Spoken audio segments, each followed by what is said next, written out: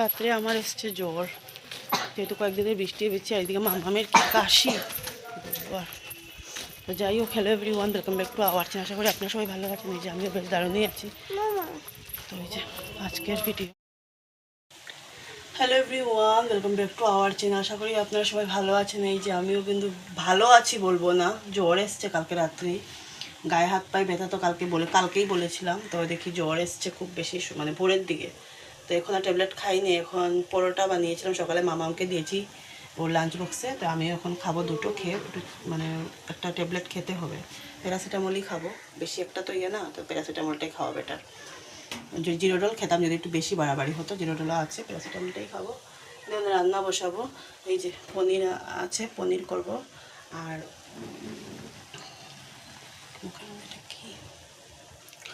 আর কী করবো, মা দিয়েছে দেখি কাঁকরোল ভাজবো, তিতা করলা ভাজবো। কালকে গাছে দুটো তিতা করে নষ্ট হয়ে যাবে একদম, এই পাকলে তো আর খাওয়া যাবে না, পেকে যায় তাড়াতাড়ি। আর মা দিলেও বোধহয় কয়েক তরকারি। আমার অ্যাকচুয়ালি না, মানে সত্যি কথা বলতে গিয়ে মানে না রানলেও চলে, 3 পদ তরকারি তো মা দিয়েই দেয়, লাগে না। কিন্তু হলে কি হলো, মামামের জন্য, মামাম তো মারা একটু ঝাল খায় বেশি, আর মামাম তো ঝাল খেতে চায় না। তো মা জানে এগুলোর তরকারি মামাম খাবেও না, ওই তরকারি, ডাটার তরকারি, দেন টক ডালটা খায়, আবার এদিকে আবার ওই লতি চচ্চড়ি এগুলো তো খায় না, এগুলো আমি ভালো খাই। তো আমি, মামাম বলেছিল পনির তরকারি খাবে। আমি মানে ডেলি মামামকে একটু জিজ্ঞাসা করি, কারণ শিলং, মানে আগে শিলং থাকতে পাপা ওকে জিজ্ঞাসা করতো। তো আমি ওকে মনে করি আমি জিজ্ঞাসা করি, তাহলে ও ফিল করবে যে না, আমি যাই হোক আমার পাপা আমার সাথে থাকে না। সেটা যে একটা, যতই হোক বাচ্চাটা বুঝাতে পারে না, কিন্তু ওর মনের মধ্যে তো একটা থাকে না।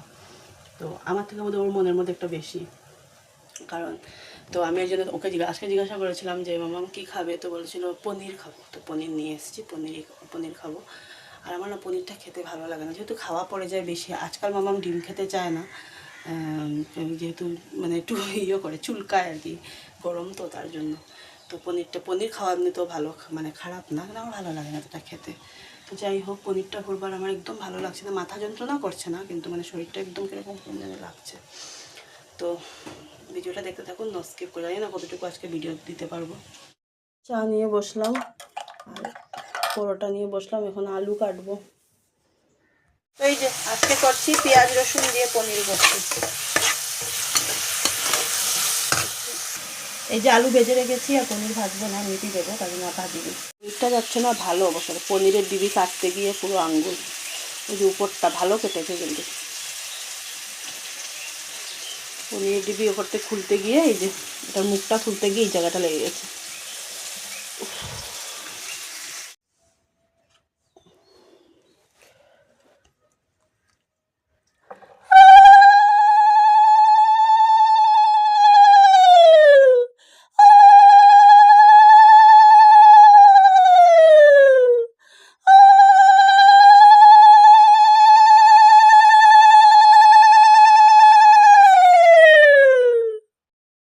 আজকে এতটা লেট হয়েছে পুজো দিতে দিতে, পুরো একটা মানে পুজো দিয়ে উঠলাম, এখনো আর মানে ভিডিও বলো আর কি বলো কিছু শেয়ার করতে, রান্না অল্প একটু বোধহয় শেয়ার করেছিলাম কি জানি না। ওই যে পাড়া দিবি, এত দিন পরে একটু রোদের দেখা, খুলতেও পারে না। ওই যে উপর দিয়ে ফুল টানতে শিখতে লাগবে। হ্যাঁ উপরে দে, হ্যাঁ এখানে দে, মুখে লাগাবি না, অনেক কিছু নোংরা থাকে, মুখে লাগায়, দাঁড়িয়ে দে। তো একটু মানে কালকে যেহেতু পূর্ণিমা, অল্প কলাওলা নিয়ে এসেছি, তো আর অল্প একটু ফল আনতে হবে, বিকেলে বেরোবো। মামামের তো টিউশন নেই, টিউশনটা থাকলে, স্কুলটা থাকলে না আমার আর এক্সট্রাভাবে বেরোতে হয় না, বাবা যেহেতু বেরো করছে, আর টিউশন নেই তো এক্সট্রাভাবে বেরোতে হবে। তো কিছু করার নেই, একটু রোদ্র উঠেছে, ভালো লাগবে, একটু শুকনো আছে, যেহেতু বৃষ্টিটা তো নেই, পেঁচা ভালো লাগে না বেরোতে। আর শিলংয়ে প্রবলেম হতো না কেন, বৃষ্টি হলেও শিলংয়ে কেউ তো কাদা নেই, দেন জল জমা নেই, পুরো একদম রাস্তা পুরো ইয়ে থাকে, শুকনো থাকে। এখানে তো স্বাভাবিক, এটা সমতল এরিয়া, এটা তো হবেই, শিলং যেহেতু হিলস এরিয়া। তো যাই হোক, আমরা এখন ঘরে গিয়ে ভাত খাবো। পনির তরকারি করেছি, আর মা দিয়েছে 3 পদ, হয়ে যাবে। আমি তিতা করলা বাছতেছিলাম, আর করিনি, শরীরটাও দিচ্ছিল না, লেট হয়ে যাবে অনেক, মানে লেটে রান্না বসিয়েছি, তো দোষটা কি, ঘড়ির কি দোষ। যাই হোক, একটা ট্যাবলেট খেয়ে এখন একটু ভালো লাগছে, মানে ব্যথা ট্যাথাও কম আছে, হাতে পায়ে ব্যথাটাও কম আছে। আসলে বৃষ্টির জন্য, মাথার মধ্যে যেহেতু বৃষ্টির ফোঁটা পড়েছে তার জন্য। এই জল জল জল, আমার মেয়েটা না দেখা জলের মধ্যে পাড়া মারি।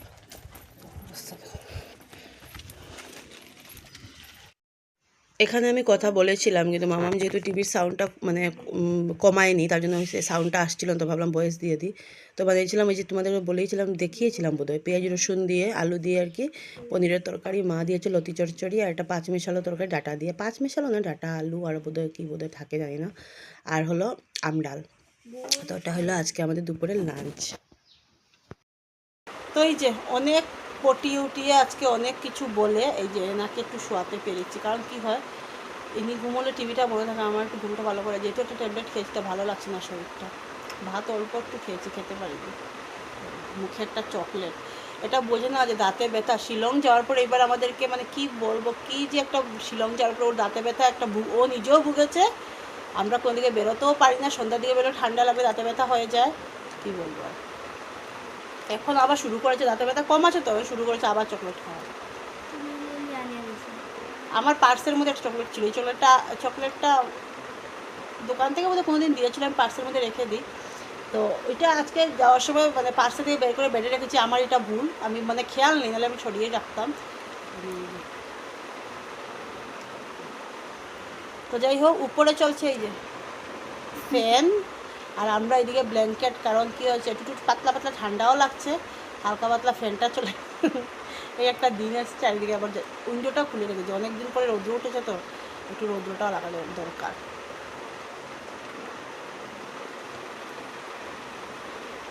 সারাদিন শুধু মুখ চলে, পেরি আর খাওয়াটা চলে, ভাত খাওয়ার সময় রুচি থাকে না।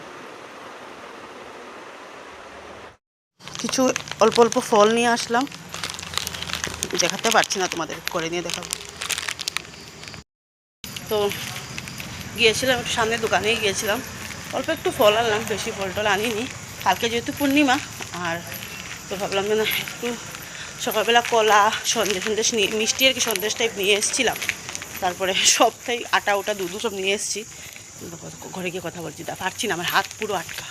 তো এই যে পাঁচালি পড়তে বসলাম, যেহেতু আজকে বৃহস্পতিবার, পুজো দিতেও বসলাম। তো আমার তো যাত্রাবেলায় পাঁচালি পড়ায় তোমরা জানো, কারণ দিনের বেলা পড়তে পারি না। এই যে দুব্বো আর ফুল নিয়ে হাতে নিয়ে পাঁচালিটা পড়লাম। এই পাঁচালিটা না গতবার যখন লক্ষ্মী পূজার সময় নিয়েছিলাম, আগের পাঁচালিটা আমার ছিঁড়ে গেছে, তো এই পাঁচালিটা নিলাম, যেহেতু পাঁচালি জিনিসটা ছেঁড়াগুলো ছেঁড়া ঠাকুরের জিনিস ইয়ে করা ঠিক না, তো ছেঁড়া কি মানে পাইও নি, বলছি তোমাদেরকে।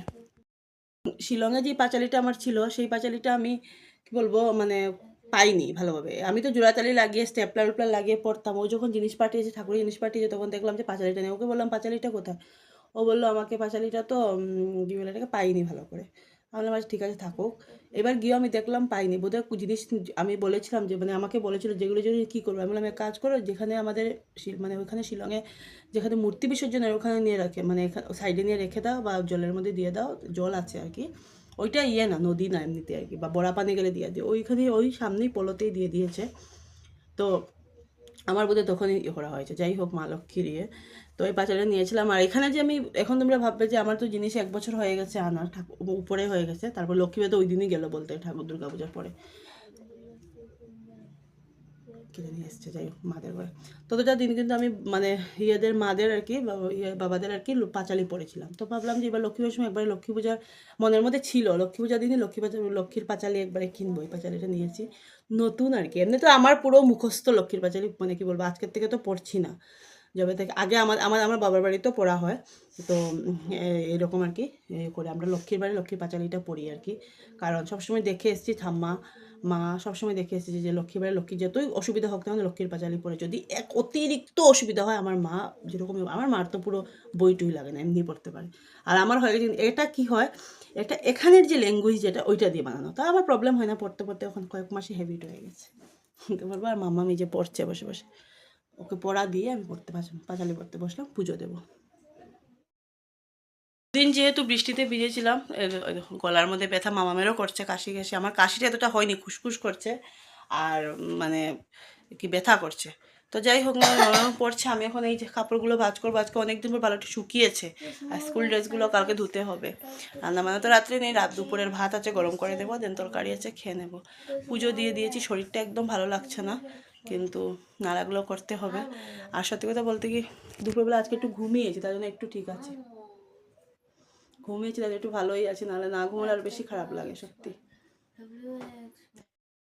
তো যাই হোক, আজকে একটু বেলার পরে একটু রৌদ্র উঠিয়েছে বলে কাপড়গুলো কিন্তু বেশ দারুণই শুকিয়ে গেছে, মানে এতটা মানে একদম রোদের এতটাই ইয়ে ছিল যে মানে বেশি দেয়নি কিন্তু রৌদ্র, ওই 1 ঘন্টার মতো 1-1.5 ঘন্টার মতোই দিয়েছে, তাতেই কিন্তু অনেক কাপড় শুকিয়ে দেখো একদম ঝনঝনা হয়ে গেছে। যাই হোক, ভালোই হয়েছে। তো আজকে তো ভিডিওটা এডিট করছি বসে বসে, এখন তো দিন পরের দিন, আজকে মেয়ের 1 তারিখ হয়ে গেছে এডিট করছি। তো এখনও আজকে আবার বৃষ্টি, জানি না, ভেবেছিলাম আজকে অনেক স্কুল ড্রেস অনেক, তো আমার কেন সবার ঘরেই দেখবে অনেক কাপড়ই জমে গেছে, আমার তো গামলার উপরে। তো একটা একটা করে ধোবো, যেগুলো ইম্পর্টেন্ট এগুলো ধুয়ে দেবো, যেগুলো মানে আমার কি হয় বলো তো, আমার না এতটা ভিজা কাপড় রাখতে একদম ভালো লাগে না, ভালো লাগে না কি মানে কমফোর্ট দিয়েও দেখবে একটা স্মেলটা যেমন কীরকম জানি লাগে, রোদের শুকানো আর এটা। এবার যেহেতু বেলার মধ্যে আমাকে কতবার বেরোতে হয়, এক ড্রেস পরে বারবার কীভাবে বেরোবো, বা ভালো লাগে না। আর যে দেখো, যদি বুঝতাম থাকতো তাতে আলাদা ব্যাপার, মানে ঘরের মধ্যে কাপড় রেখে তারপরে একটা পরে বারবার বেরোতে, এটাও ভালো লাগে না। আগে আগে কী করতাম, কাপড় জমিয়ে রেখে দিতাম, ভাবতাম থাকুক, অমিত কিন্তু বলতো জমিয়ে রাখো কেন, পড়ো না কেন। এখন মনে করি দূর, পড়েই নি, জমিয়ে রেখে কি করব। শাড়িগুলো তো এমনিতেই উঠিয়ে আসে, আর যখন আরও যখন অল্প যখন বয়স বাড়বে, তখন তো এগুলো আর বোধহয় পড়তে পারবো কিনা তো জানি না, শাড়ি একটু পরতে হবে মেয়ে যখন বড় হয়ে যাবে।